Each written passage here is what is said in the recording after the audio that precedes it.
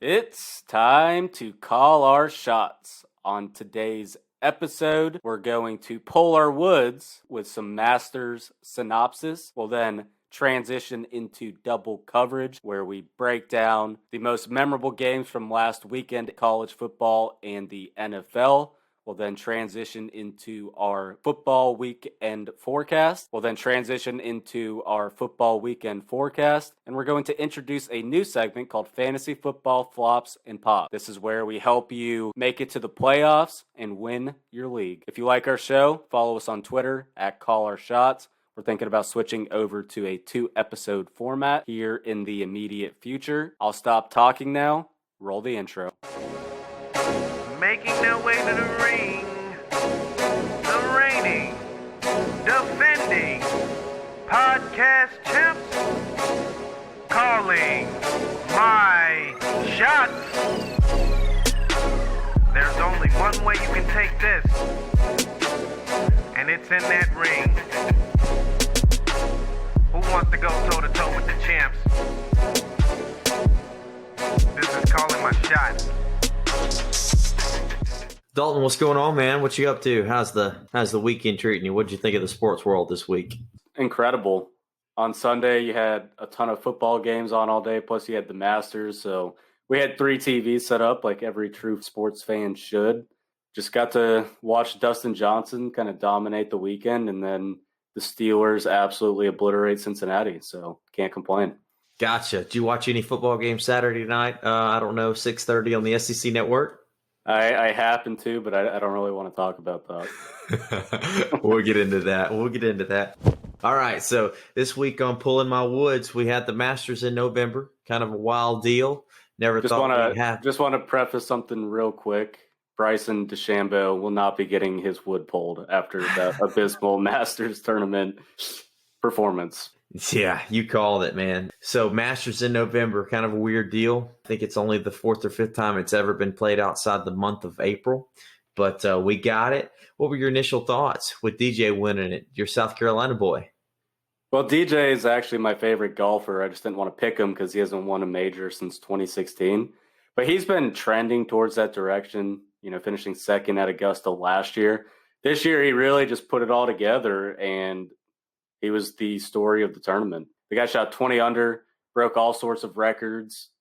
He was locked in all weekend. It was impressive to watch. And then his reaction to winning, I thought, was incredible. He was super emotional about it, and it was truly great to see.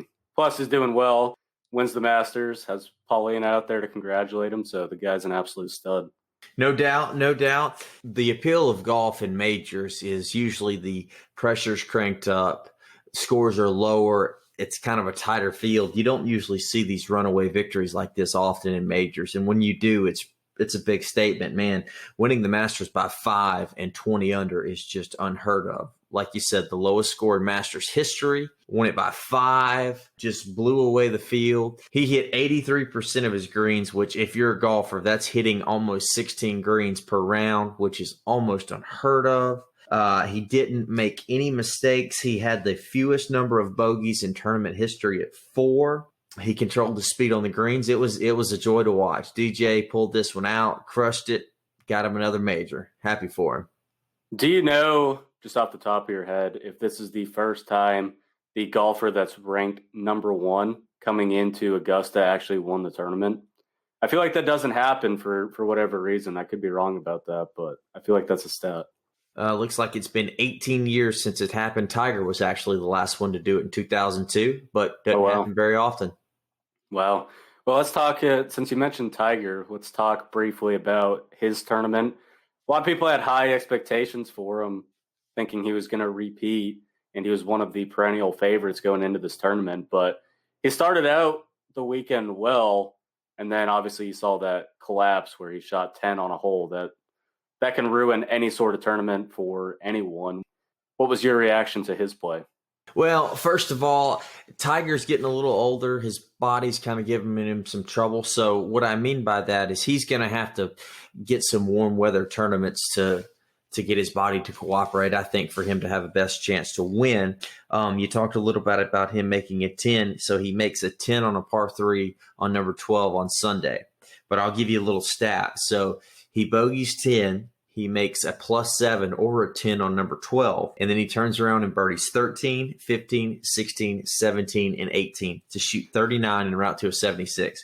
Yes, it took him out of any kind of contention. Not that he was in a whole boat behind Dustin Johnson anyways, but to see him finish like that, that's pretty cool, man. 99.9.9.9% of golfers out there who make a big score like that, make a 10 on a hole, are done. Put a fork in them. That was pretty cool to watch. Well, maybe he'll be able to carry some of that momentum into the next tournament. He had flashes where he looked like the old Tiger and where he looked like he was going to dominate. But having that one catastrophe, you just can't recover from that, especially in a super competitive tournament with the best golfers in the world who are all motivated because it's Augusta. It's the Masters. Everyone wants to win that tournament above all else. No doubt, no doubt. Well said, well said. All right, here's you another cool stat. So Bryson DeChambeau, who was a favorite for a lot of people, and I believe the Vegas odds-on favorite. Also for Zach, I want to mention that. I totally picked him, and I was sorely mistaken. I'll be the first one to admit it. So Bryson was the longest hitter off the tee. He averaged just over 324 yards for the week. The shortest hitter was Bernhard Langer. The old German senior tour veteran, averaged 260 yards off the tee, 80 yards fewer than Bryson, and Langer at 64 beat DeChambeau on the week. How about that? How about that for a good story for all you short hitters everywhere? Don't ever underestimate old man golf. Old man golf is a tried and true method. Don't ever count it out. No doubt. Langer, obviously, one of the most winningest players on senior tour in history. He's dominated the 50 and up tour for a long time. Pretty cool to see him stick it out with the young guys, too. One other cool takeaway I saw from this week was, so Andy Ogletree, he was the lowest amateur playing. For those that don't know, he won the 2019 U.S. Amateur at Pinehurst, which was a match play, versus John Augenstein, which was another amateur that played there at Augusta. Pretty cool little deal about him. So he plays with Tiger on Thursday and Friday, and Tiger's his idol. The guy is so nervous. He hits one of the worst shots I've ever seen a pro hit. The guy was so nervous, he hits one of the worst shots I've ever seen at the Masters on number 13 on Thursday, and literally hits a 70-yard shot about 30 yards. And but he did well. He calmed his nerves, and he actually ended up beating Tiger by 1 this week. So he beat his idol. Pretty cool there too. That sounds like me every time I get onto the back nine. For whatever reason, just seems to happen. Another cool thing that I saw was Cameron Smith shot 4 rounds in the 60s. That's the first time that's ever happened. Pretty incredible feat, if you ask me. Ever. First time ever. In the over 80 times that they've had this golf tournament, nobody has ever done it. One other little thing, him and Sungjae, the other golfer that tied with him at 15 under, they shot the 7th best score in Masters history at 15 under, and they lost by 5. That just shows you some days you're the bug, some days you're the windshield.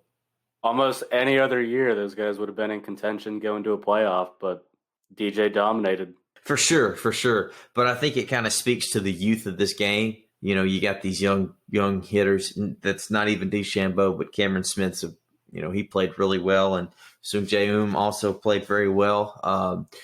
You finished second at the Masters. That's something to hang your hat on. So pretty cool for the future there. One thing I was kind of concerned about, this Masters had awful ratings.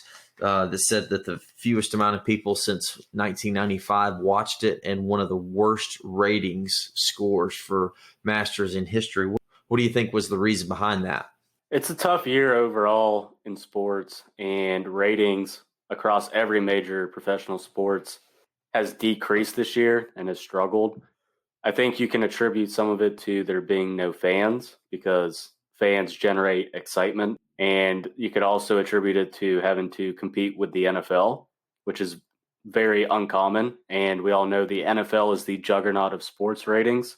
So there's a lot of different effects, but I'm not going to focus too much time on it, just because we've seen so far with sports ratings that 2020 has been a tough year. And I'd be interested to see what the viewership numbers were, including streams, because I think as a whole, the sports media industry needs to get away from judging popularity of these events by just TV ratings, because TV ratings altogether are dying as more people switch to streaming services. So I'd like to see how total viewership was for the Masters tournament before I really judge this any further. Yeah, you said the NFL also going up against the NCAA footballs on Saturdays also doesn't help. But you said it, man. This streaming is wild. On Masters.com, I don't know if any of you guys saw this, but you can That's literally how I watched a lot of it. Yeah, that's why I watched a lot of the tournament. You can watch Amen Corner. You can watch featured groups. They record every shot. You can go back and see every single shot, every single competitor hit for all 4 days. It's amazing. But at the same time, I'm right there with you. I bet it does kind of skewer some TV numbers. Yeah. So let's move on to some double coverage this week. We're going to be introducing a new segment. We think it's pretty funny. Before we get into recapping the greatest storylines from last weekend, let's first nominate and introduce our new segment, the Adam Gase Award. So, Zach, who do you have the privilege of winning the Adam Gase Award nomination for Worst Coach of the Week? I think you hit it there. This awards, we're going to give it weekly to just the boneheaded calls of the week. You don't want to get this award, trust me.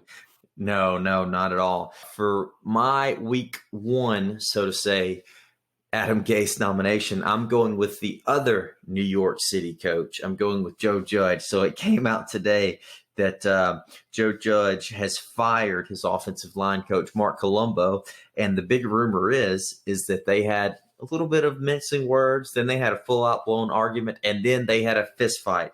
And supposedly Mark Colombo whipped Joe Judge's ass. And after Joe Judge got finished picking his teeth up off the ground, he fired his offensive line coach, said, "Get on." So they beat the Eagles this week. You'd think they'd turn a corner, but my goodness, now the coaches are fighting each other. What is going on? That's mine. What you got this week? Yeah, I think Joe Judge, from just hearing from the story, definitely an ego maniac. You can't do that. You have to be able to put your personal differences aside and not just fire someone because you're in a position of power. So that is a great nomination. And I do want to say one more thing about this award. Obviously, we can never nominate Adam Gase because he is the entire reasoning behind the segment. And eventually, we're probably going to have to switch the segment name because I can't imagine Adam Gase will have a head coaching job next year. So moving on to my nomination. This one's pretty obvious. He's on the hot seat. There's been a lot of talk about this already, but it's Jim Harbaugh. When you lose 49-11 to Wisconsin, and you're now 1-3, losing essentially every single big game, Harbaugh, if we had this segment 3 weeks ago, would have been nominated. If we had the segment last week, he would have been nominated. And he's once again nominated this week for the absolute implosion that is Michigan football. There's really not much else I can say. They're a complete dumpster fire. I don't know what's going on. Their team, I know they have a young quarterback, but it's atrocious watching them manage these players, and they've clearly given up on them. So, Harbaugh, enjoy the Adam Gase Award. It's really bad, man. They come in with these high expectations every year and beat a Michigan man and coaching football. And man, they have come up short of expectations the last couple of years by not beating Sparty and not beating Ohio State. But man, it's fell off the map now, and I don't know if it's going to get any better. I mean, they played Rutgers this week, and if Rutgers beats them, they might fire him this week. I think it's panic time in Ann Arbor. What do you think?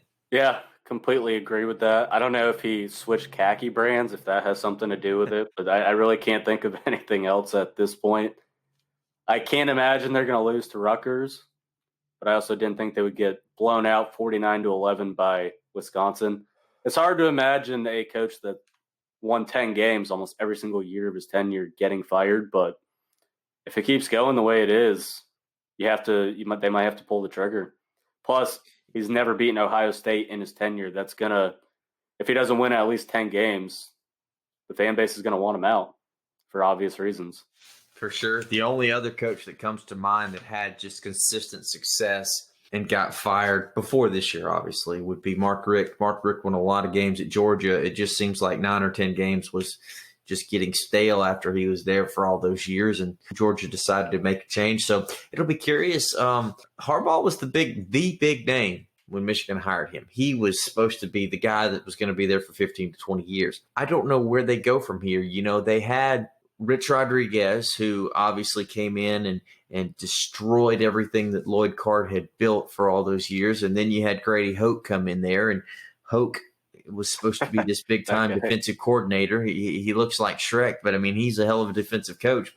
And then Harbaugh was supposed to be like, okay, guys, we finally got our coach, and it has just not worked. They've had some success, but not the success that they feel that they are entitled to. Well, it's crazy because he brought Colin Kaepernick to the Super Bowl and almost won. And he had a ton of success at Stanford also. I really don't know what's going on. Could be the khakis. Kaepernick obviously had a good year that year, but, man, that 49ers defense was filthy. Yep. That was when we had old fellow Ole Miss alum Patrick Willis back there just wrecking everything. You had Alden Smith. You had, man, that 49ers defense was top of their game, and they were nasty. Of course, they had a couple retirements and injuries catch up to them the year after that, and never were quite the same, actually, probably until this last year. But, man, he built a good defense, or maybe he had just inherited one. So let's say Harbaugh gets fired tomorrow. Would you take him at South Carolina? Probably not. Where does he go? Is he going to go? Is an NFL team going to be calling? He'd probably have to take a year off, I would imagine, to kind of rethink things. Maybe he retires. I don't know. I would imagine his chances of getting a Power 5 job might be pretty slim now, and I highly doubt that he would get an NFL job with how competitive coaching is now and with all the young talent that has been getting called up to the NFL all the time. Man, I get that he did not win a national championship at Michigan, but he still had some success. You don't think anybody else would give him a chance? You don't think? I don't think it would be right away. I think that he'd have to have a year off, and then after that, some team might take a chance on him, depending on their circumstance. Gotcha. All right, Dalton, well, moving into some college football recap. Speaking of head coaching firings. I am absolutely ecstatic about this. It's about time. All the people expressing great sympathy for Muschamp, people in the program talking about how 7 wins is very common and that should be great. I get that Muschamp is a great guy. He was a great representation for the program, was a great mentor to young men. But at the same time, this dude has made $20 million being bad at his job. In any other profession, if you are mediocre, would you expect to get paid exceptionally for it? So I don't want to hear the sympathy. South Carolina was 4-8 last year, 2-5 this year, losing games that we absolutely should not lose. And he has, I think, 3 wins against ranked opponents in his entire tenure. South Carolina never competed for the East. People can say that, well, the talent's not there. Look at what Steve Spurrier did. I know you can't compare the two, but South Carolina consistently gets top 20 recruiting classes. They have the players and the ability to do it. Look at just upstate where you see Clemson winning all these national championships representing the state of South Carolina. It is possible. He is just a defensive coordinator and he's not a head coach. He doesn't know how to manage clock. So I'm not surprised at this. I think it's the right move. It's tough because now you have J.C. Horn and Israel Mukamama taking the rest of the year off to prepare for the draft, which I don't blame them. But at some point, you have to ask yourself, do you want to be an even less than mediocre program for the rest of the existence? South Carolina has a tremendous fan base. So take a chance with someone else. He had 5 years. He had plenty of time. I agree with just about everything you said. Otherwise, from a couple of points, do I feel sorry for the guy? No. He's going to get more than $13 million in a buyout if he does not work another day. Sometimes it pays to be bad at your job, which is why all these sympathetic stories about him, like, I get it. But still, the guy's getting paid $20 million in total to get fired. I wish I could do that. He's going to get a lot of money. However, I do have a couple of issues with your previous statement. First one, the old ball coach, Spurrier, was one of the best college football coaches ever. He may not have had 20 national champion or 6 national championships, if you want to be exact, like Bear Bryant and Saban. But Florida football was not very good since Spurrier left as a player in the mid 60s until he came back and obviously won a national championship in 96, got Danny Werfel a Heisman, blah, blah, blah. But Muschamp was never going to be Spurrier. My other issue is that you said that Clemson does it. On paper, yeah, I guess you could make that argument, but Clemson plays in another conference, which is far inferior to the SEC. Clemson is the big dog in that side of the ACC. South Carolina is not, and I'm going to piss off a lot of South Carolina listeners here, but I'm just telling you, when the SEC East comes to mind in football, mind you, South Carolina is not in that top tier of Georgia, Florida, Tennessee. No, obviously, it's middle of the road. No doubt, it's right. Agree on that. It's right under. It's in the B class. It's just up underneath those guys, but they are not. I'm just saying that they are not in that top tier with because the big three over there are Georgia, Florida, Tennessee, and obviously Tennessee's been down for 10 years or so, but Florida has been okay. Georgia's always steady. I'm just saying, usually one of those three are competing for the national championship race anyways. But South Carolina, it's still a top 20, 25 job, easy. No doubt. Fan base is there. The got great facilities. They have passion. They got some kick-ass uniforms. I mean, look. Absolutely. It's Everyone there. looks better with garnet and black on. I mean, I'm not going to go that far. But but you said that they also lost some games that they should have won, and I understand that. But just looking at this Ole Miss game on paper, Tennessee, South Carolina should have beat Tennessee. Look how bad they are. They've lost 4 games in a row. Agreed. I understand. And you're right there. But I'm just saying they beat Auburn. I think that kind of was like, okay, maybe we got something going. And then, that kind of fell apart. But I'm just looking at this Ole Miss game. This kind of went like we had talked about last week. Ole Miss's offense is good, damn near as anybody's that's in the countries. They just can't stop running water.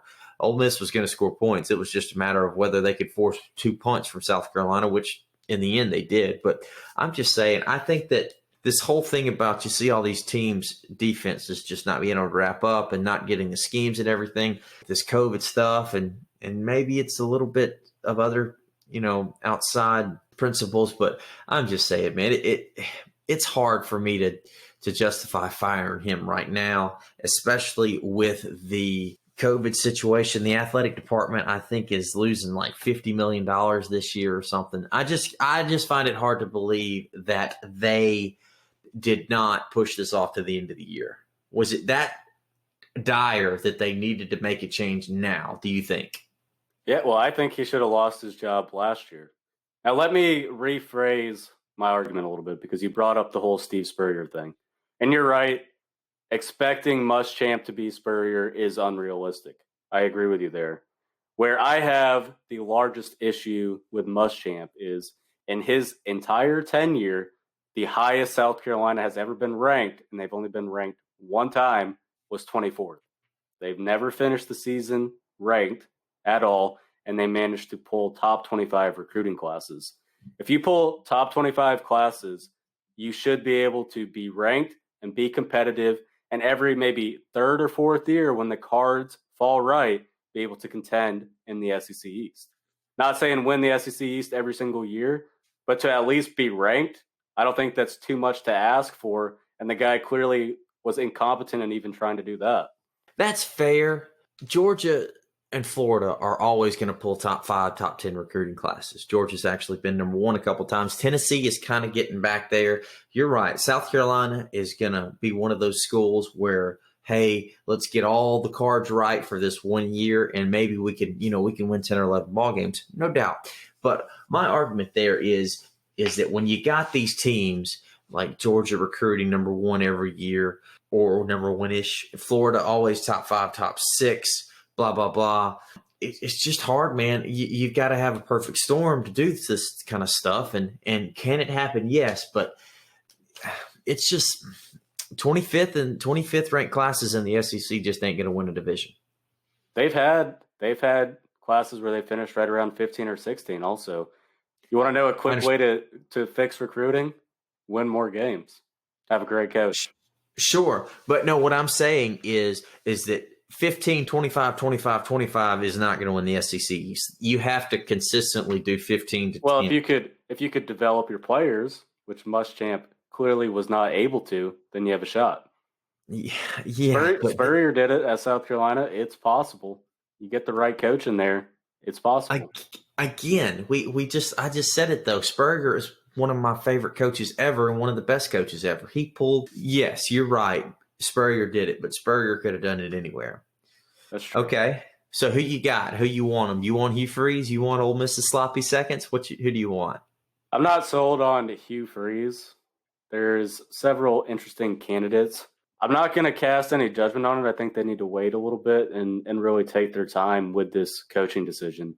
I don't think you need to just hop on the hot name like Hugh Freeze, because there could be several other guys who I would like. I doubt it's unrealistic, is Joe Brady from the Panthers. If they could somehow talk him into the head coaching job at South Carolina, that would be my ideal candidate. I doubt it's going to happen, because I think he's going to get offered a head coaching job at the NFL. But if I had my pick as any coach in the country, that's who I would want. I gotcha. I personally think, after what I've been reading, that it's Hugh Freeze's job to lose. Obviously, it would be a very South Carolina decision. That sounds just about right. Hugh Freeze, and I obviously am very biased being an Ole Miss fan, because I loved Hugh Freeze. Elite recruiter. Ole Miss had 2 top 5 classes with him. Elite recruiter. His play calling, he's supposed to be an offensive guru. I mean, yes, he's a good play caller. Doesn't quite coach guys up as high as I would like him to. But, I mean, you can't argue the success. Ole Miss was 2-10 in 2011, and he came in there and took him to a Sugar Bowl in 3 years, won a Sugar Bowl. He's got Liberty undefeated, ranked number 20 or 21 in the country. Obviously, the year is kind of crazy, rankings skewed, whatever, but they're still undefeated. Hugh Freeze is a hell of a coach. He deserves another shot. I will say this. He would be a huge upgrade over Muschamp. I will say this: he got in trouble for some recruiting stuff and the phone sex line at Ole Miss. And do I approve of that behavior? No, but at the same time, man, coaches have done far worse and kept their jobs. I never thought he should have left in the first place. It was kind of a mutual disagreement. Saban actually wanted to bring Freeze back as an offensive analyst, kind of like he does. The SEC commissioner blocked it, right? Yes, and Greg Sankey actually said, no, Nick, this is not a good idea, which goes back to my conspiracy theory that the SEC looks out for their blue bloods, but I digress. But Hugh Freeze is going to be a good coach wherever he goes, and I wish him luck. And there's a certain portion of the Ole Miss fan base that wants him to do bad, and I would love him to do well, just to put a little salt in there on those wounds. Yeah, between him and Billy Napier, they would be 2 great choices. Like I said, if I had it my way, I would take Joe Brady, because I think he's the best up-and-coming coach in all of football. Don't know whether or not South Carolina could smooth their way into that one. But you do bring up a great argument about Hugh Freeze. In between him and Billy Napier, those are probably the 2 favorites to get the job. So Billy Napier obviously was in some of this coaching search this last offseason. Napier was a assistant under Dabo and Nick Saban, and may have actually spent a little time under Belichick. But I know that Saban and Dabo said he was by far and away one of the best assistants they ever had, both of them. He was offered the Mississippi State job, turned it down. He said, I'm destined for bigger and better things. The only reason I think that Napier might not get that job is for him to be like, hey, South Carolina's not big enough for me. And I understand that's a crazy statement, but he did the same thing to Mississippi State. What job do you think is better, Mississippi State or South Carolina? Mississippi State, South Carolina. It's tough. You know what? Speaking of this, I think we ought to do one day. We ought to do our top tier rankings of jobs in the SEC football wise. I think that Mississippi State is a part of that second tier. In the West, I think Alabama and LSU are obviously right there. Actually, I think it's Alabama, LSU. I think Auburn's just right below them. Auburn and Texas A&M are just below them. And I think Mississippi State, Ole Miss, and Arkansas are below them.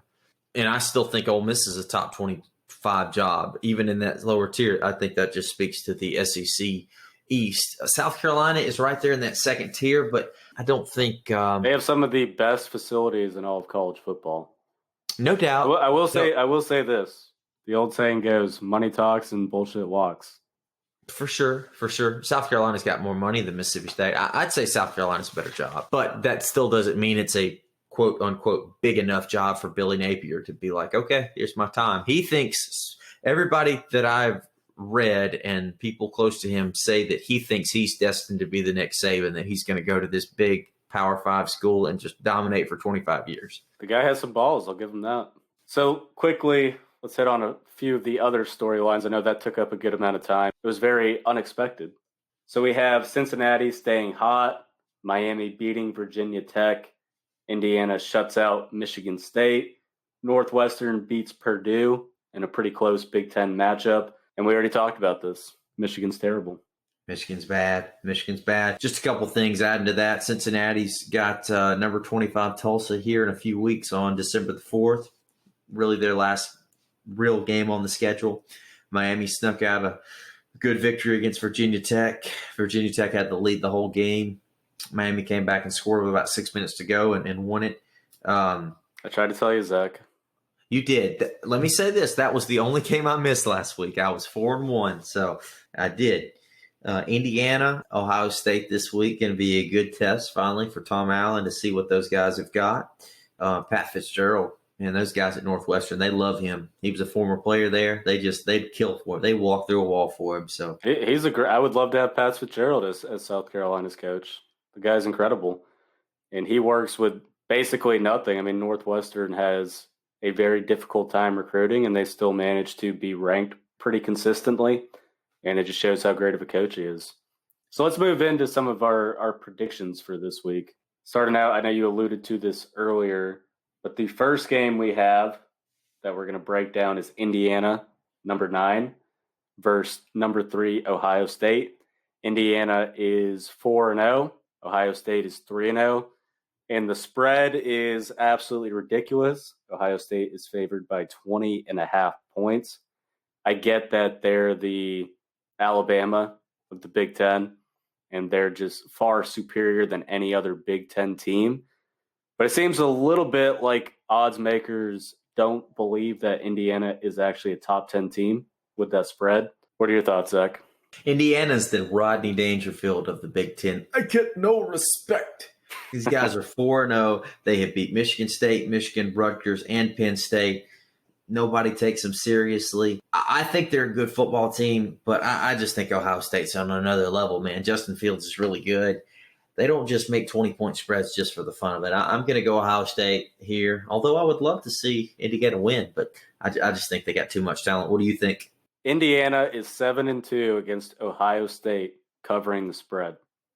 And I think this is the best Indiana team they've had in the last decade. I'll take Ohio State to win, but I do think Indiana's going to cover. 20.5 points is a lot. No doubt. You said decade. Did you mean like millennia? Yeah, you could also say that. This Indiana team is good, and that's not knocking the teams of the past, but this is farthest along the best Indiana team I've seen in my lifetime. I'll say that. Plus, Ohio State, while it was a convincing win over Rutgers, they did let Rutgers put up 27 points on them. So this spread it's a lot. I feel pretty good about Indiana covering. Taking the cover? Okay. So next game we have number 10 Wisconsin. They're 2-0. Didn't play last week. Versus number 19, 4-0 Northwestern. Wisconsin's favored by 7.5 points. This is a crucial matchup in the Big Ten West. You have to assume whoever wins this game will win the Big Ten West.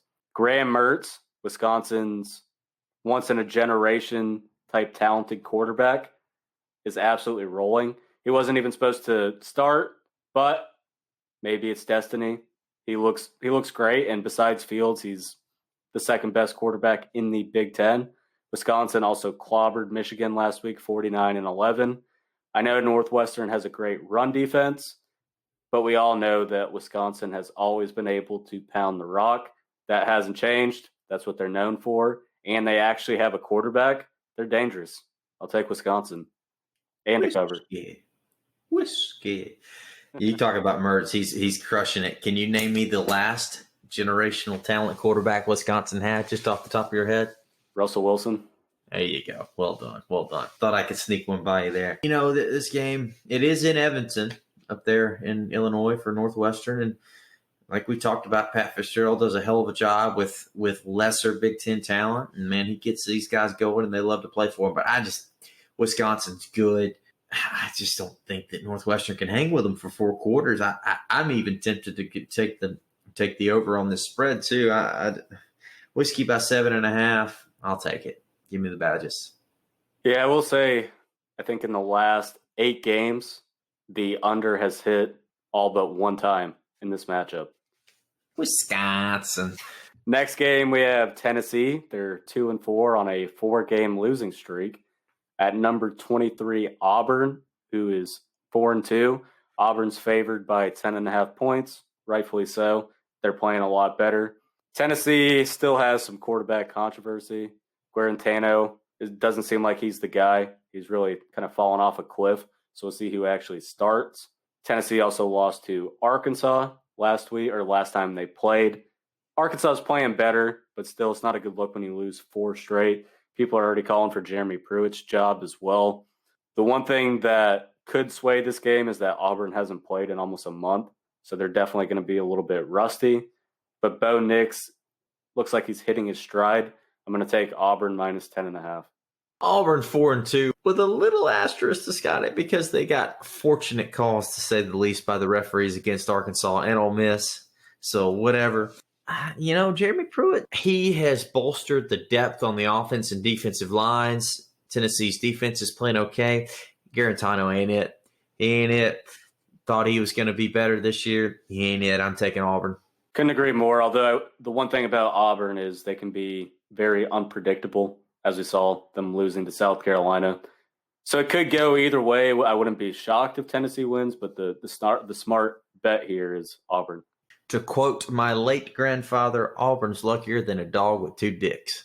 But they're the only team that could somehow beat Alabama consistently, so I have to give them credit for that. Moving on. We have Kansas State, 4-3, facing off against number 17, 5-2, Iowa State. Iowa State is similar to the other line, a 10.5 point favorite. So I think that Iowa State is a bit overrated. They lost to Oklahoma State. They did beat Oklahoma, but at the time, Oklahoma really wasn't playing that well. And Kansas State also beat Oklahoma. Kansas State has struggled a little bit as of late, but I really do believe in them. I don't think that they're going to win this game, but I do think they're going to cover. 10.5 points is a lot, and I haven't seen enough out of Iowa State to really believe in them. Good pick. Iowa State is intriguing. You beat Oklahoma. You think the world's fine. They damn near beat Oklahoma State, number 6 Oklahoma State too. So they've been playing pretty good this year. I know that they lost to the University of Louisiana the first game of the year, but I'm going to go Iowa State to cover 2. I think that they're just going to find a way. Kansas State's always iffy, Bill Snyder did a lot of good things a lot of years with Kansas State with 1- and 2-star corn-fed Kansas boys, but I just think that Iowa State's going to be a little too much this time. This is the battle of iffy teams. You never know which one's going to show up. They could be ranked in the 20s or they could lose the next 3 games. They're unpredictable, which will make for a great matchup. So next game, we have the Battle of the Bedlam series. We have number 14, 5-1, Oklahoma State, facing off against number 18, 5-2, Oklahoma Sooners. The Sooners are favored by 7.5 points. I'm a little bit surprised about this. Oklahoma State has 2 ranked wins. The Sooners' only ranked win came against Texas. So as soon as Oklahoma somewhat flips the corner, everyone jumps on the bandwagon. I don't get this. I get that Oklahoma historically is a much better program, but it just seems like everyone is discrediting what Oklahoma State has done this year. Hubbard Hubbard is an incredible running back, and Spencer Rattler has also been very inconsistent this year. I don't know that I trust him, and Oklahoma State also has the best secondary in the Big 12. And it's not even close. Their secondary is great. So I think they're going to give Spencer Rattler a lot of trouble. I don't trust him. He, at 1 minute, can look like a Heisman contender, and then the next minute look like Joe Flacco. So Super Bowl winner. Super Bowl winner with a great team. Not really much to his doing, to be fair. But you can probably guess where I'm going to go with this, and it seems to be the very uncommon choice from what these other so-called experts are trying to tell you. I'm going to take Mullet Mike Gundy and the Cowboys to win. I think Oklahoma's overrated. Bedlam in prime time. I saw today. This is the first time in a while that this game has been in prime time. Part of me agrees with everything you just said, but it looks like maybe these sports bettors and these experts are looking into history because Oklahoma is 8-2 in the last 10 games in Bedlam, and obviously they own the series overall. But I tell you what, I spent a little time in Oklahoma. This is a nasty rivalry. This is nasty. Oklahoma, Texas gets all the media coverage, but they don't like each other in Stillwater and Norman. I'm going to go the other way. Oklahoma State has the best Big 12 defense that I've ever seen, but I just don't know about Sanders, their quarterback. That's the big question mark. That is the big question mark. I just don't know. Hubbard can only do so much because Sanders can't. I mean, I just don't know. Do I think Spencer Rattler is a Heisman candidate this year? No. He is 18 years old, though. 19 years old as a freshman. He's going to be okay. I see what you're saying, but I'm going Sooners. I just think that they're too much. Yeah, he's still very young in his career, and maybe he'll start improving on his decision-making skills over time. But right now, I'm going to lean on Oklahoma State secondary to mitigate that, and I'll roll with the Cowboys. Next game, we have number 20, USC, the fake USC, facing off against... Oh, I thought he was going to let that one go. I was surprised. Next, facing off against Utah, who has still not played a game yet. So USC, they're 3-point favorites. They almost blew it to Arizona last week, but they ended up coming back. They keep finding ways to win, and I'm not sold on them overall, but I am concerned about Utah not naming a starting quarterback and the amount of talent that they lost last year to the draft. So I'm going to go with what I've seen so far and what my eyes have been telling me about the fake USC, that they're decent. They can win a lot of games in the Pac-12. They're not Oregon, but I'll definitely take them to cover and win this game because Utah has to replace a lot of starters, and we don't know who their quarterback's going to be. Good pick. When I'm doing a little research on my Pac-12 football, because usually I'm in bed by the time these teams kick off, just kind of looking at stuff. It's kind of weird. So ESPN's probability index says Utah is going to win this game, 55%, but USC's favored. Kind of weird, especially with Utah not playing a game yet. You got to be careful with these teams you haven't seen yet. Like you said, they're replacing some starters that went on to play at the next level. I'm going to go the Trojans.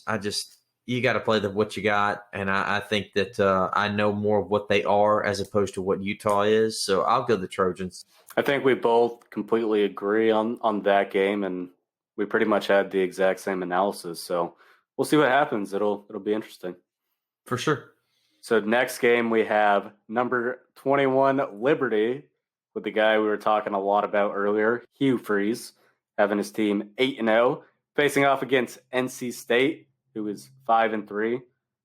Another baffling line to me here is that NC State is favored by 3.5 points. Do they not realize that Liberty is the ACC killer this year? Do they also not realize that the ACC is a perennial overrated conference? Liberty's already taken out Syracuse and Virginia Tech, who Virginia Tech is easily a much better team than NC State. Syracuse, yeah, they're kind of bottom of the road in the ACC. But the fact that Liberty is not favored is disgraceful, and Liberty is definitely going to win this game. Wow. Spoken like a man whose next head coach is sitting on that sidelines. We'll see. I'm agreeing with you. Everything you said's right. Hugh Freeze, I think, is just coaching these boys up to play. He's making these one-star players play like 3 stars, and they're going to be tough to beat. I'll take Liberty. I think that, NC State's got some quarterback issues over there with Hockman. He's only thrown 8 touchdowns, 6 interceptions this year. They're going to lean on that running game with Knight, and I just don't know. I'm taking liberty. I think you're right. So let's transition into some NFL coverage. So kind of a brief Week 10 synopsis. The Cardinals beat the Buffalo Bills on a last-second Hail Mary caught by DeAndre Hopkins in triple coverage. This was easily the craziest game of the year. The Bills thought they had it in the bag with 30 seconds left when Josh Allen threw a touchdown to Stephon Diggs. But you can't ever count Kyler Murray out, and that was just a hell of an ending. And that was a crazy, crazy game. That DeAndre Hopkins catch was phenomenal. But one thing that I'm not seeing a lot of people give credit to is Kyler Murray scurrying around, getting out of that sack out there just to get down by the sidelines to heave it up. Man, he scrambled around. Just crazy. Just crazy. I think the job Cliff Kingsbury's done this year, going from 3-13 before he got there to 5-10-1 last year to 6-3 this year. He beat the Seahawks. I think they're in the driver's seat for that division, as crazy as it sounds. I know we got a lot of 6-3 teams there, but man, Kingsbury's doing a hell of a job. Everyone was questioning that decision by the Cardinals too, because they said, well, Cliff Kingsbury was a very mediocre coach in college, which he coached at Texas Tech. So it's kind of a hard program to win a lot of games with, but we saw just how amazing their offense was. People were also pissed off that the Cardinals fired their old coach so quickly and turned the corner on a guy that wasn't established. But you're right, he's really solidifying himself as an upper echelon coach in the NFL. Getting fired from a Big 12 job and taking an NFL coaching job, head coaching job, is about like getting fired from your local Bank of America branch and then taking on the JP Morgan CEO role. I mean, it's crazy, but he's been successful. And I'm going to be the first to admit, I thought this was the craziest move. It was not going to work, blah, blah, blah. They were doing the Sean McVay method, but man, it's worked. Kingsbury's offensive genius. He's doing really well. Kyler Murray's helping him out too. What's amazing to me is how great every single coach in the NFC West is. It is by far the best coach division in the NFL. And if they didn't have a coach like that, whatever team would be screwed. You have McVay, Pete Carroll, and Cliff Kingsbury, not to mention Kyle Shanahan in San Francisco. So you're talking about 4 elite coaches. Well, we'll see. We'll see if Kingsbury can keep it rolling. But from what we've seen this year, it's just tremendous the amount of depth that they have. You got to imagine that none of those guys are going to be losing their jobs anytime soon. We could do a whole show on NFC West power rankings at head coaching positions, quarterback positions, wide skill positions. It's loaded. It's stacked. Best division in football. Easily. So Drew Brees got injured in their game, which really kind of sucks because the Saints were rolling and were definitely on pace to get the bye in the NFC. So that's definitely a huge loss for the Saints. And then the Pats upset the Ravens. I did not see this one coming. I'm very happy as a Steelers fan. I'll be the first to admit that. But what do you think about that, Zach? Do you think the Ravens are overrated, or was this a trap game, or are the Patriots maybe better than we were thinking? I think the one and most important thing that came out of this game was just the fact that Bill Belichick still got to switch up to Mother Nature to help him out. Light switch, that is, because the weather was fine in this game. And if you go back and watch that replay on Lamar Jackson's final drive, trying to go down and score at the end of the game, it looks like they're playing in the middle of a hurricane. I think Belichick just clapped his hands and Mother Nature gave him some rain. But, man, I honestly, the Patriots defense did a hell of a job of containing Lamar Jackson. Man, he hasn't quite been his MVP self like he was last year. It's not been a big step, but he is certainly not step forward. I believe he's just come back a little bit. I think he's leaning on his athleticism so much that, we've talked about it before. Run-first quarterbacks have a short shelf life in this league. Russell Wilson is not a run-first quarterback. Russell Wilson can fling it. He just happens to be able to move. I think that Lamar Jackson has to continue to progress with his reads, with his ball placement, stuff like that, if he wants to continue to improve himself and give his team the best chance to win and not only further his career. So I think that it falls a little bit on Lamar Jackson's regression as opposed to like a perfect storm with the Patriots. But I think the Ravens are still going to make the playoffs. It's just, boy, they're falling way behind the Steelers. Yeah. You have to assume it's now the AFC North is now the Steelers' division to lose. So it was interesting that you brought up about the weather. Are we going to call this Watergate 2.0 for the Pats? They're typically involved in several scandals. So should we call it now? Is there going to be something leaked next year? Can we go that far? I mean, not yet. I think we're going to have to see another couple of instances. I mean, the Snow Bowl comes to mind. You think about them and the Raiders, and then you think about this against the Ravens. Let's have a couple more instances before we call this fact, but we're on to something here. Obviously, Deflategate as well. Then next game that I wanted to briefly discuss is the Rams beat the Seahawks. Looks like the wheels are kind of falling off for the Seahawks. Russell Wilson hasn't really looked like the same quarterback the last 2 weeks. I'm not sure what's going on with him, if he's tired from airing the ball out so much. They went from being dead last in pass attempts per game to first in pass attempts per game this season. So maybe they need to go back to their tried and true method of just pounding the rock and letting Russell Wilson win games when he needs to. Well, I think there's a couple of factors in there with what you just said. I think that the offensive line has really not lived up to their standards this year.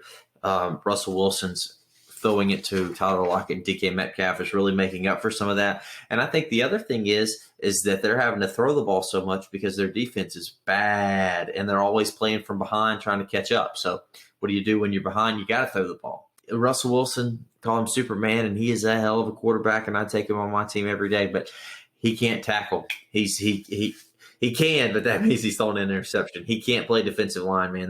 That defense has got to step up, and it just seems like we're just worlds away from the Legion of Boom. So let's move into our weekend forecast, starting out with the Cardinals versus the Seahawks. We talked a lot about the NFC West already, and Cliff Kingsbury and the crazy play by DeAndre Hopkins to beat Buffalo last week. Then you have Seattle, who lost to the Rams. Seem like they're kind of reeling a little bit. But just when you want to count the Seahawks out and you start questioning them, that's when we've seen them elevate their game. And it's hard to bet against Russell Wilson twice. I don't think that his bad play will continue. It's only going to improve. And the Cardinals really did get lucky last week over Buffalo, so I'm going to take the Seahawks. That's fair. This is obviously a huge game for both teams with them and the Rams all sitting at 6-3. Obviously, the winner of this game will have a leg up in the NFC West. I'm going to take the Seahawks as well. I just think that as good as Kyler Murray and Cliff Kingsbury have been, the Seahawks defense, as bad as they've been, I think the Cardinals defense is not that much better. I think that Russell's going to air it out. I think DK's going to have a big game, big bounce back games coming for the Seahawks. I'll take them to win.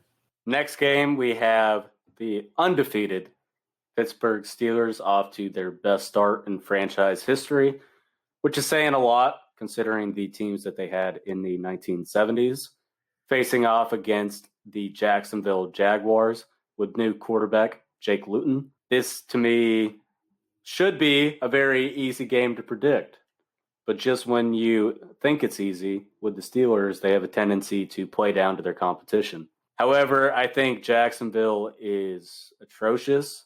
They did give the Packers a little bit of a scare last week, but I also think that the Packers are overrated.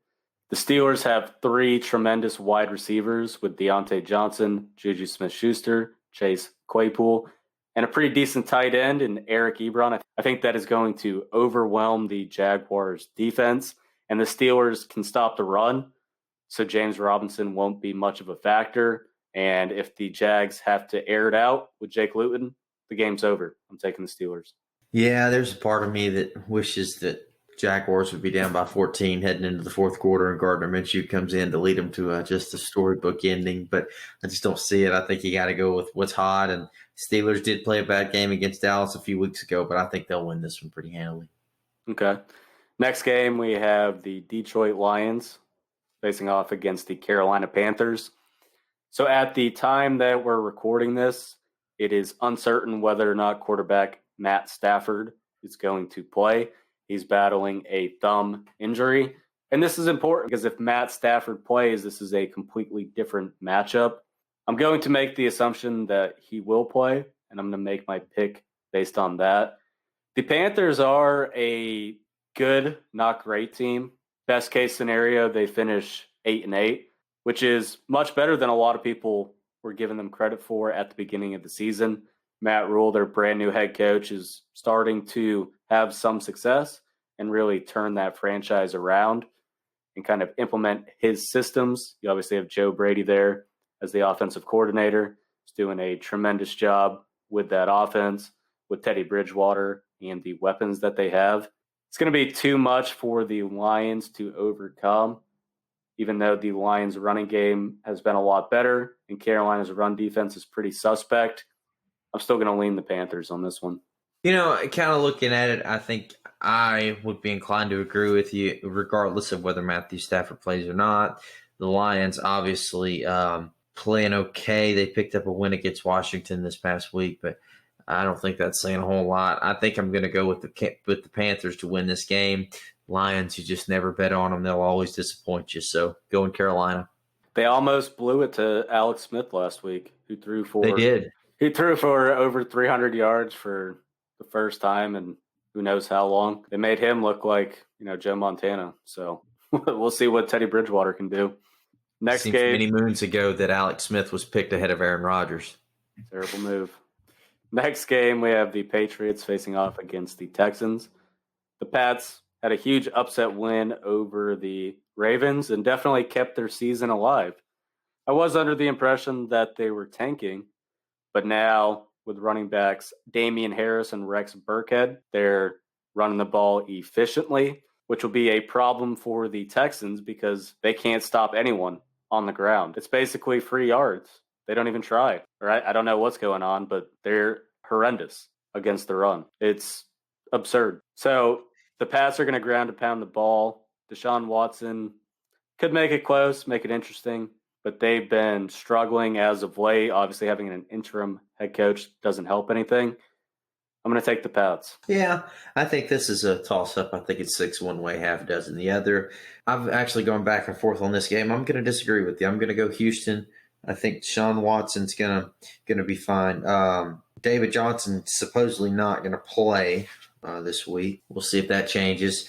He was actually out this past week with a concussion, so we'll see. I'm going to go Houston. I think that I think New England's going to have a little bit of a letdown after beating Baltimore. I think the Texans and Deshaun Watson are going to be able to score, so we'll see. We'll see. I like you said, though, it's hard to imagine this team 3 years ago had Jadeveon Clowney and J.J. Watt, and now they're the worst rushing defense in the league. Trent Richardson could probably rush for 100 yards on this defense, which is saying a lot. Yeah. Moving on to the next game, we have the Titans facing off against the Ravens. You mentioned the last matchup being a pick'em. To me, this is another pick'em game. It could go either way. You would have to assume that the Ravens are going to be pissed off with how they blew a game they weren't supposed to. And this is really a must-win game for both teams to keep their playoff chances alive, their division chances alive. It's going to be an incredible matchup. You have two run-first offenses. The Ravens get the edge on defense. They definitely have a better defense, but the Titans have a better passing game. So it's going to be close, but I think I keep going back and forth on this one also. I really don't know. It could go either way. As much as it pains me to say this, I'm going to take the Ravens. Yeah, I think that the loser of this game will go to 6-4, and we can kind of teeter the loser of this game to go from that contender to pretender category. I like the Titans, although they have let me down a couple of times this year and against the Colts last week. I'm going to go with you. I don't know what it is. The Titans defense, they just can't get off the field on third down. I'm going to go Baltimore. It's more in the fact that I think that Lamar Jackson is just going to extend drives on third down, and Tennessee's not going to be able to get Derrick Henry on the field. So I'm going to go Baltimore, lock it in. We'll take them. Agreed. This was a hard game to pick because it's so close if you look at who has the edge in which position. Tennessee No doubt. Tennessee clearly has the superior passing offense and still has a great running game, but Baltimore also has a great rushing defense to mitigate that. So we'll see. It's going to come down to how Lamar Jackson plays. Both teams coming off embarrassing performances. Both teams losing games that they felt they shouldn't have. We'll see. This should be a very motivated game for both teams, but we'll see. Yeah, I'm looking forward to this matchup for sure. Next game, we have the Eagles facing off against the Browns. What an absolute snooze fest of a game. The Browns snuck out a win 10-7 over Houston last week. I know there was torrential weather, which seems to be a common trend in Cleveland this year, if you watch it. But the Eagles just lost to the Giants. They're reeling at this point. Carson Wentz looks like a bust. The Nick Foles decision looks worse and worse every week. I really don't know what's going on with Wentz. He has games where he looks okay and where he can be a franchise quarterback, and then he has games like he played last week where he just falls apart and makes terrible decisions. It's hard to pick the Browns in any matchup. I'm going to take a flyer here. I don't know that the Eagles are as bad as their record indicates. It falls heavily on Carson Wentz, but the guy at some point is going to have to realize he is playing for his job. I'm going to take the Eagles with an upset win here over the Browns. Ooh, look at you. Okay. Eagles are 3-5-1. They're freaking tied for first place in their division. The NFC East, they should just demote them to Pac-12, and it's just embarrassing. It's embarrassing. It's lack of quarterback play though for all teams. So I say that Daniel Jones really doesn't have. He has not played great, but he doesn't have much of a line. The Eagles can't do it. I think that as disappointing as the Browns always are, I just think that they're going to pull this out. I think that the Eagles are just more disappointing this year. Browns are going to be 7-3 after this week. The Eagles, to their credit, have been pretty good at stopping running backs, but the Browns do have a two-headed monster with Chubb and Kareem Hunt. But the Eagles can also run the ball well now that they have Miles Sanders back, and Alshon Jeffrey is getting healthy. Their offensive weapons are getting healthy. It's a hard game to predict, but I'm feeling pretty confident about the Eagles. Okay. You just love your Pennsylvania teams. That's all it is. Or I'm just a Browns hater. I've seen them lose for so many years. It's all hard the for me above. It really is. I will say this. I am biased. It is very hard for me to pick the Browns to win a game. That could play a little bit into it, but we'll see what happens. Next matchup, we have the Atlanta Falcons facing off against the New Orleans Saints.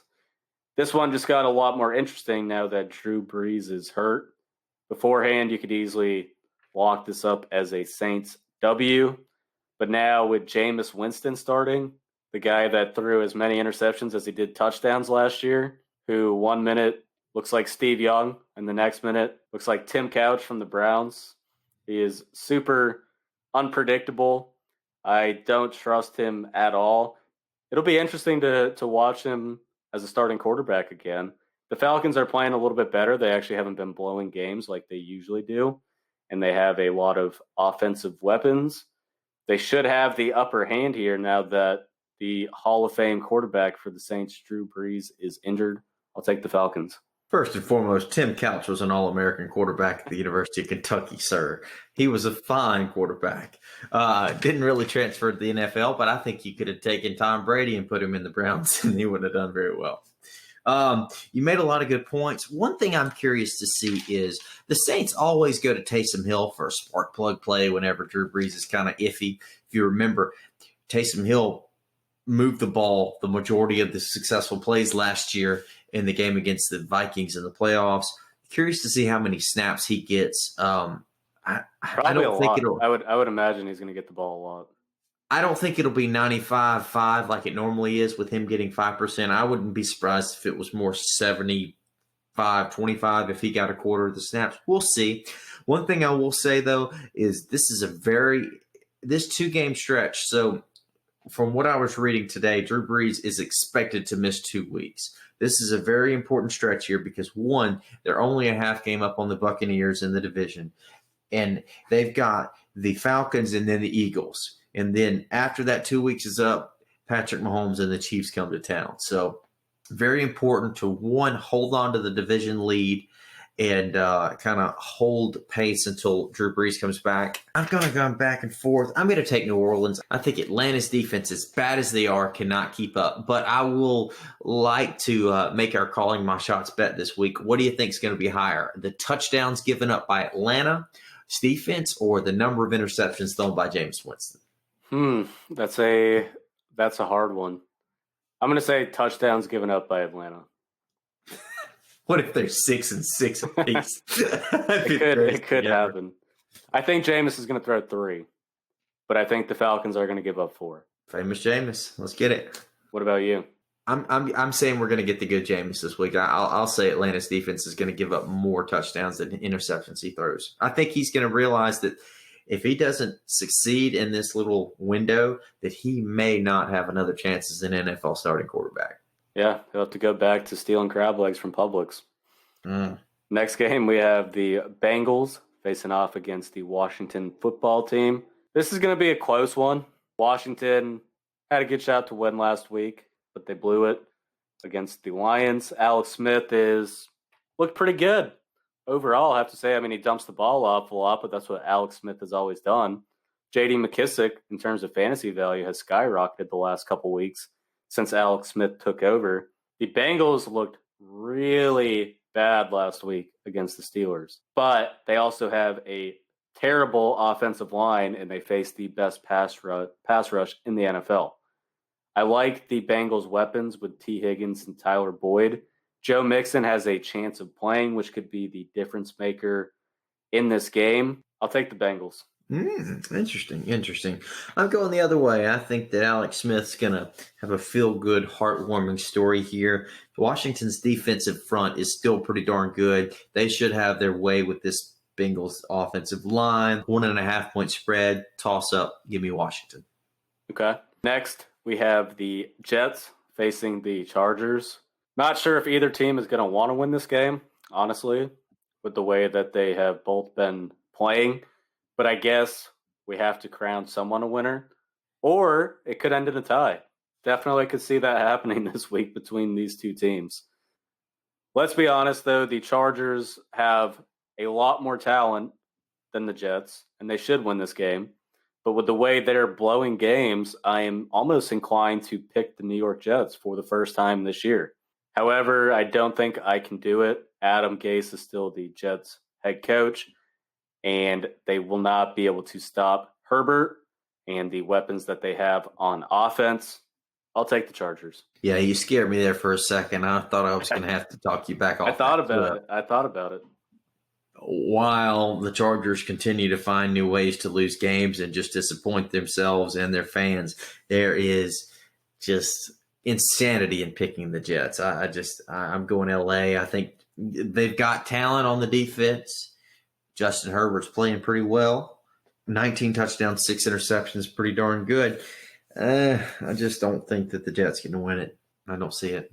So we have the Dolphins facing off against the Broncos.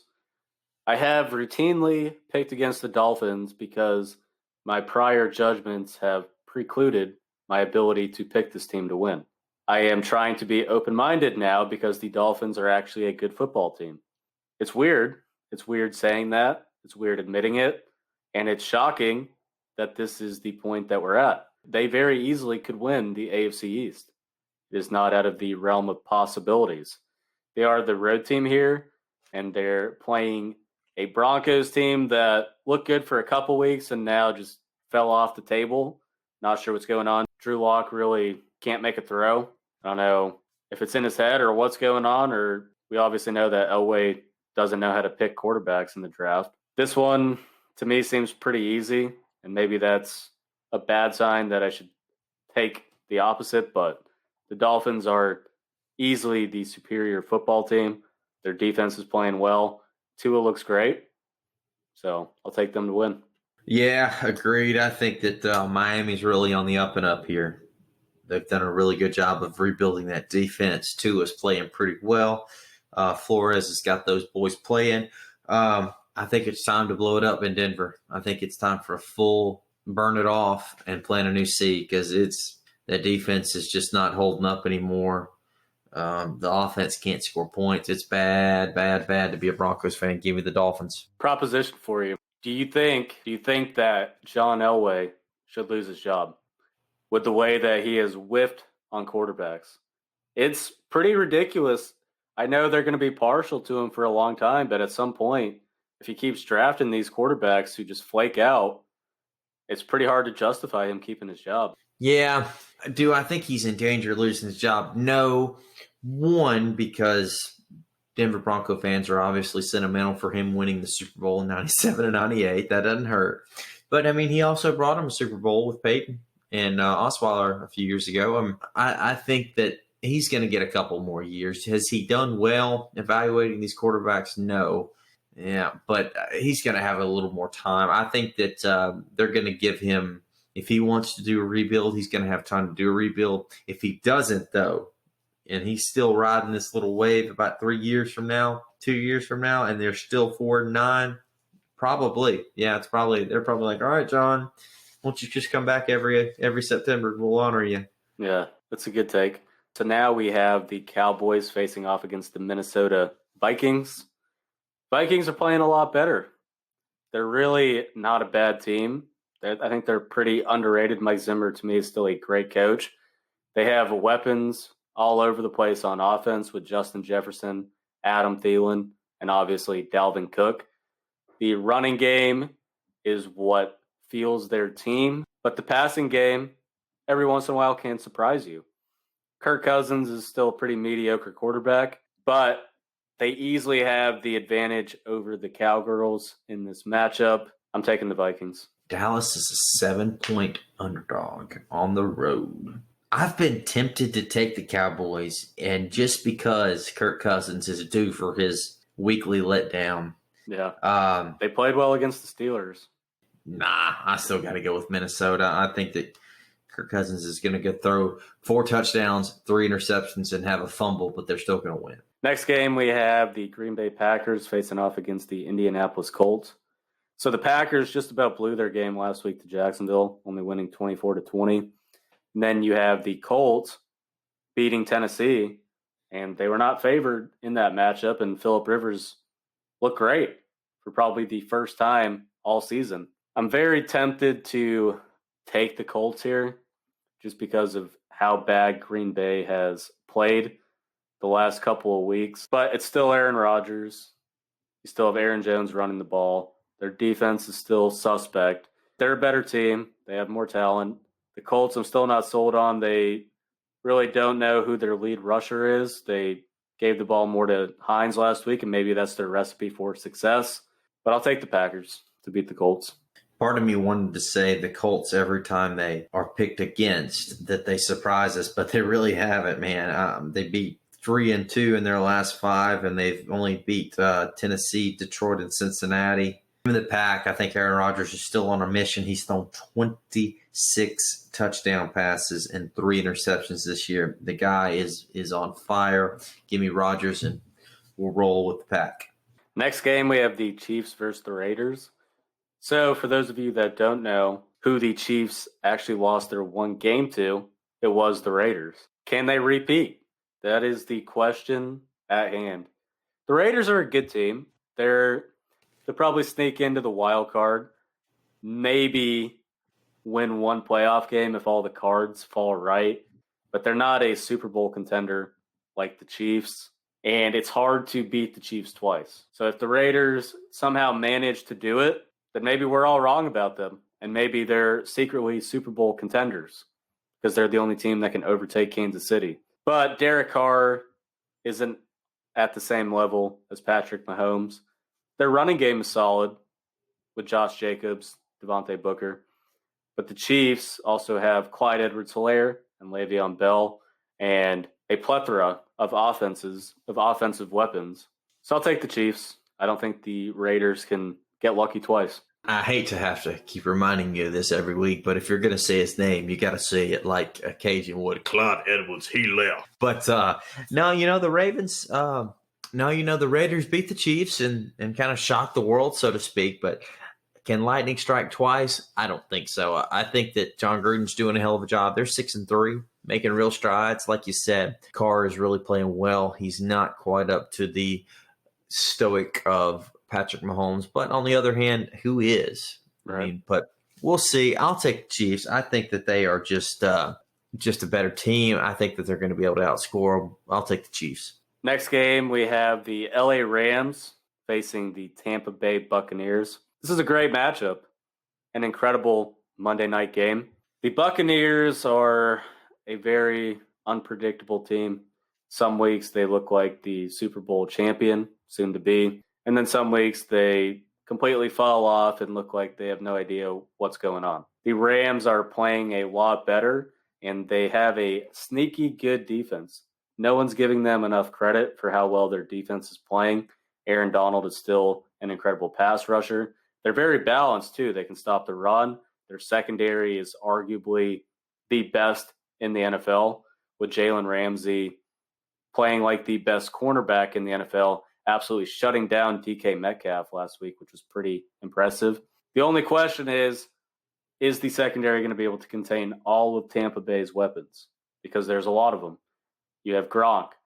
You have Chris Godwin. You have Mike Evans. You have Antonio Brown. So really, you can mitigate the best player, but you still have to find a way to stop all of them. Jared Goff has been a little bit shaky, but I think he bounces back. I'm going to take the Rams. Ooh, upset the Buccaneers. The Rams. Their defense is really good. No one gives them – they don't get enough credit. It is. I think the Rams are good. McVay's kind of, the honeymoon kind of fell off on McVay last year, but he's kind of gotten it back. I think that they're playing at a really high level. If they win this game, I will take the Rams seriously, but I will have to be proven that by them. I'm taking the Buccaneers. I think Tom Brady and those guys have too many weapons. I think, Goff's got to be able to put some points up against Tampa because Tampa's going to put some points up against them. So I think that Tom Brady's going to have a little bit better chance. I'm going to take Tampa. Okay.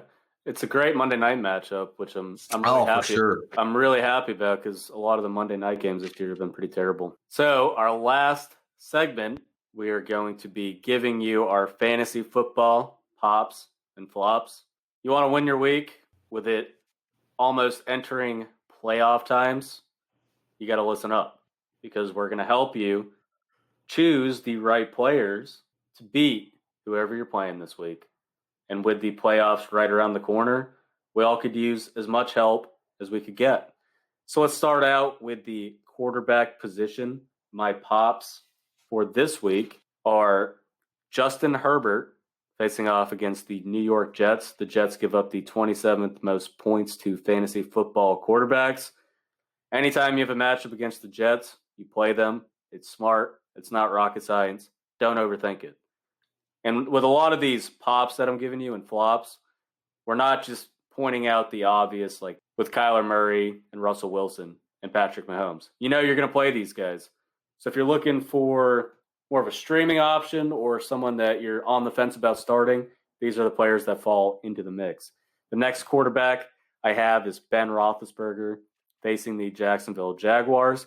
The Jags give up the 30th most points to fantasy football quarterbacks. Big Ben also has a ton of weapons to throw the ball to. You have Deontay Johnson, Juju Smith-Schuster, and Chase Claypool. All three of them had great fantasy weeks last week. I started Deontay and Juju in two of my leagues, and they both put up production. And Claypool scored 2 touchdowns.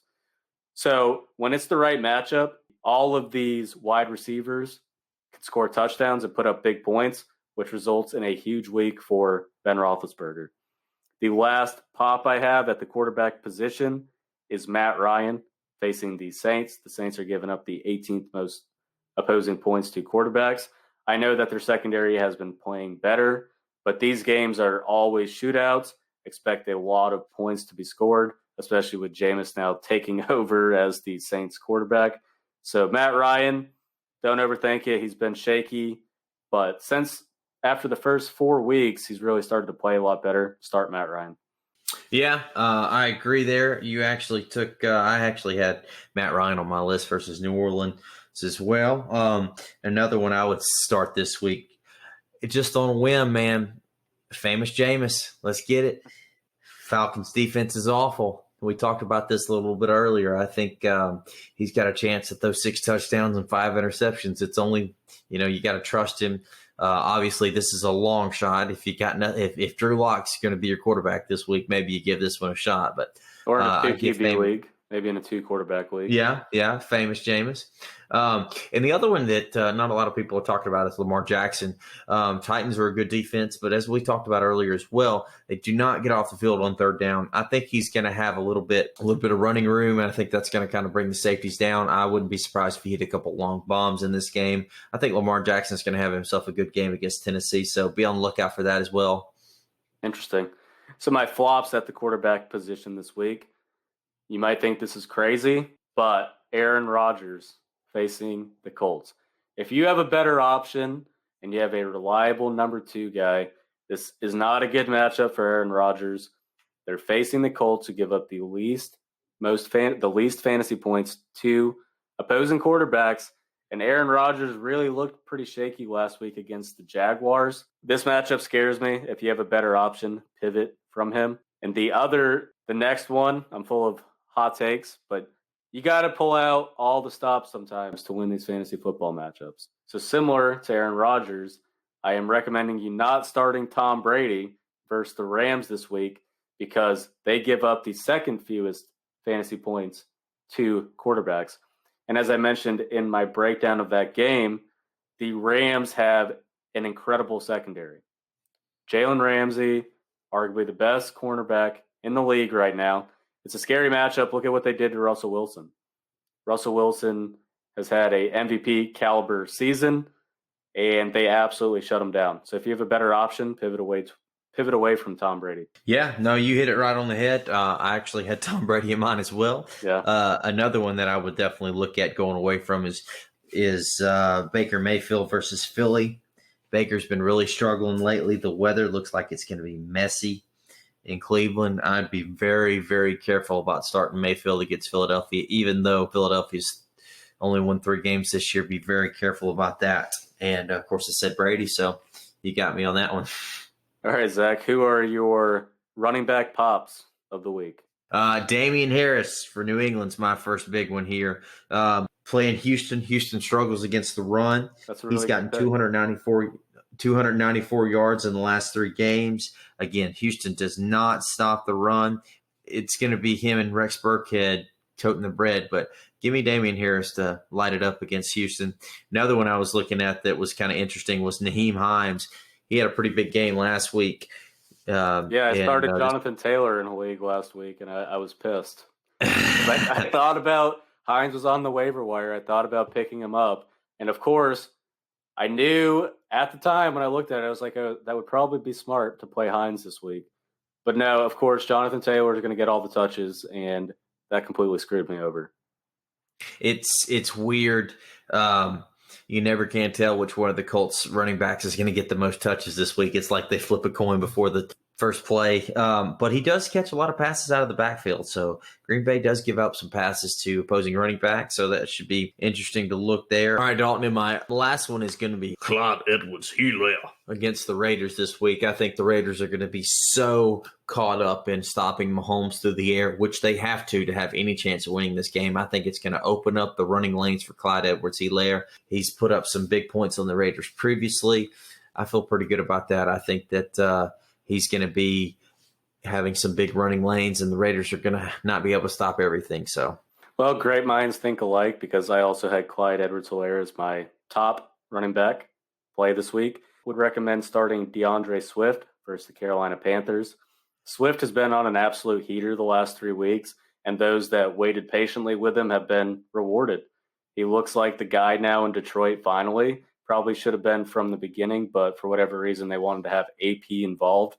The Panthers give up the 29th most fantasy points to running backs. Start DeAndre Swift with confidence. So moving on to some flops at the running back position. I have Todd Gurley facing the Saints. The Saints give up the second fewest fantasy points to running backs.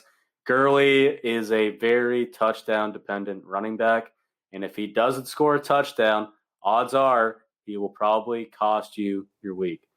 So think about that before you start him. Do you really want to risk your entire fantasy football matchup on whether or not a guy is going to score a touchdown?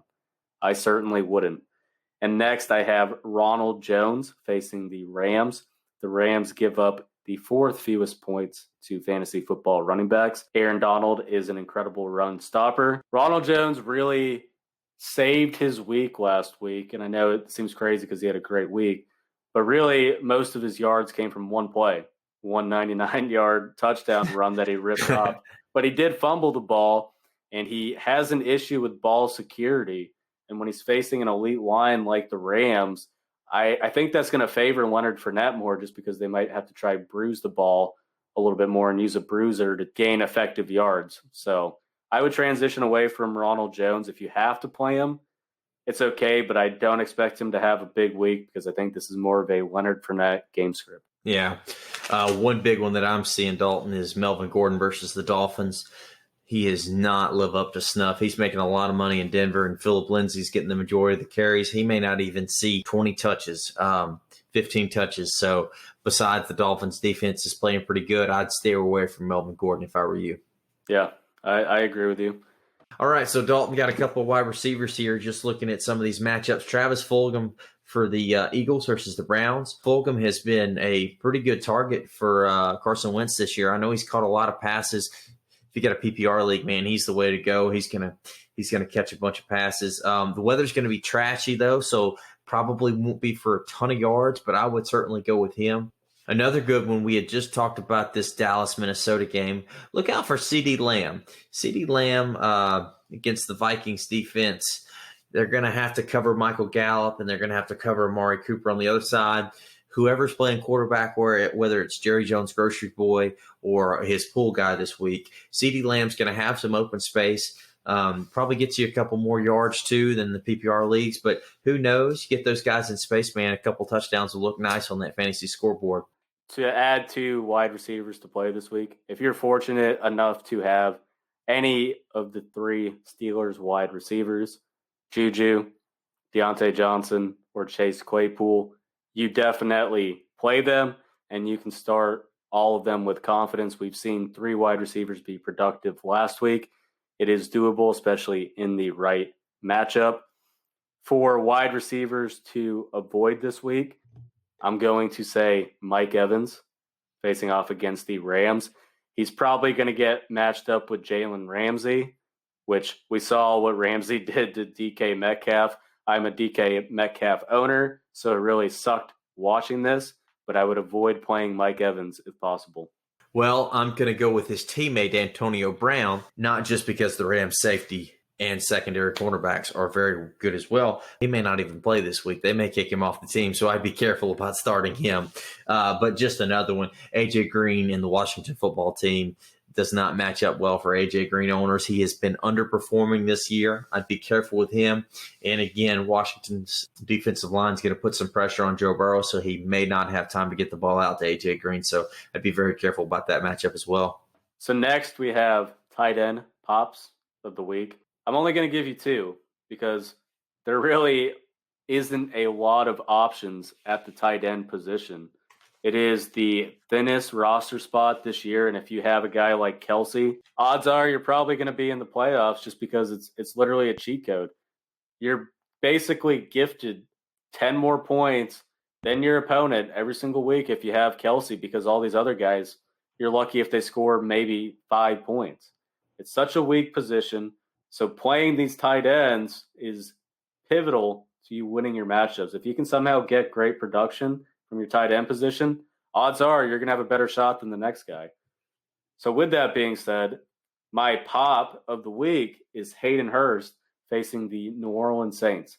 The Saints give up the 26th most fantasy points to opposing tight ends, and Hayden Hurst has really played a lot better lately. We've seen his target share increase, and his production overall the last 3 weeks has steadily increased. I would start Hayden Hurst with confidence. And then one more to give you as kind of a streaming option is Austin Hooper facing the Philadelphia Eagles. The Eagles give up the 27th most points to fantasy football tight ends. Austin Hooper battled back from appendicitis, so last week I know he had a dud of a week, and it might be hard to trust him with how bad he was, but you got to give him a little bit of time to mesh well back in that offense. And the weather last week in Cleveland was really hard for any wide receiver or tight end to get any sort of production. So I would play Austin Hooper this week as well. Yeah, one other one that I was kind of checking out was Logan Thomas from the Washington football team playing the Cincinnati Bengals. I think Alex Smith kind of transitioning back into the starter role. He's going to lean on that tight end. Thomas had 6 targets last week, caught 4 of them for 66 yards. I think that's only going to increase. Alex Smith is going to use the West Coast short-term offense to kind of build the rest of the scheme open. So give me Logan Thomas. I think that'll be a good one. Moving on to my flops. Trey Burton with the Colts versus the Packers. Packers are pretty tough on tight ends. Only 1 touchdown to a tight end this year. And that's crazy. I mean, you do want to talk about a stat. That tells you all you need to know. I'm not really sold on his playing time because he only played 37 of the 70 snaps last week. So Trey Burton, I'd steer clear of him. What do you got for flops at tight end, Dalton? I did have Trey Burton, and I definitely agree with you on that pick. It's basically a Russian roulette of which tight end is going to do well for Indianapolis. Could be him or Mo Alley Cox. So great advice on that one. Another tight end that I would not recommend playing this week is Noah Fant facing the Dolphins. Noah Fant is incredibly talented, but sadly, his quarterback can't seem to get him the ball, and the Dolphins only give up the 7th fewest points to fantasy football tight ends. I would avoid Noah Fant if at all possible. There you go. So last, I'm going to throw one kicker out there. We'll see who Zach says, but my kicker lock of the week is Jason Sanders facing the Denver Broncos. They give up the 30th most points to fantasy football kickers. And Jason Sanders actually has had some weeks where he scored between 15 to 20 points. So if you get a week like that out of your kicker, you have a good shot at winning. Yeah, here's my big guy of the week for the kicker here. Dan Bailey and the Vikings against the Cowboys. This is a revenge game. Dan Bailey was cut by the Cowboys. He was the all-time NFL's most accurate kicker, percentage-wise, obviously. But this game's going to be played in Dallas. It's in a dome. Dallas is going to stop him on 3rd and 1. Dan Bailey's going to kick 7 field goals. That's all seems to be what Minnesota can score. It's going to be a little sweet revenge for Dan Bailey this week. Lock it in. If you need a defense to stream this week, and I'm a huge advocate of this, unless you have a defense like the Steelers, you probably should stream and play matchups in order to get some points from the defensive position on your fantasy football roster. Stream. Zach had just mentioned Dan Bailey. I am going to agree with this matchup and say you need to stream the Vikings defense facing Dallas. Dallas gives up 31st most points to defenses, and we know how turnover prone their new quarterback, who no one even expected him to play, is. I like the Vikings to create some turnovers, maybe a pick 6. And even last week, in the last couple of weeks, I picked them up in my league, and they've been putting up points. So you can start them with confidence this week. Yeah, that's a good pick. I think, to me, and this probably would be my biggest lock of the week here, I would take the Dolphins defense against Denver. Dolphins defense has been really opportunistic, played really solid under Brian Flores, playing Denver, whose offense is just spinning in circles right now. They can't get anything going. I would go the Dolphins on this. So hopefully this advice helps you get into the fantasy football playoffs. It's almost that time. These really are all must-win games, so set your lineups accordingly. With that being said, that wraps up this week's episode. If you guys enjoy the content, feel free to share it with a friend. It helps us a lot, and it will help us to continue to grow the show and to maybe put out more episodes in the future. I'm thinking about starting a Patreon pretty soon, so I'll keep you guys all updated with that. If you enjoyed the content, leave a comment. Let us know how we're doing. Let us know how you like these segments. we appreciate all of your feedback. That's right, guys. Give us a like, give us some comments, give us some feedback, man. We want to hear from you. We're doing this for you. We're trying to grow this thing from the ground up. So we're trying to put a fresh perspective on these sports. So if you got any ideas or anything you think we could do better, man, let us know. I will shoot the shit with you on Twitter if you want to tweet out some ridiculous take. More fan engagement. I'm all for it. Dalton, I didn't give you too much shit this week about Ole Miss beating up on South Carolina, but sorry about getting your coach fired. Hopefully you can find you another good one. I'm happy We'll about see. it. I've been saying all year that I wanted Muschamp to get fired, so I'm happy about it. That wraps up this week's episode, so stay tuned for more killer content. All right, guys, be good and take care.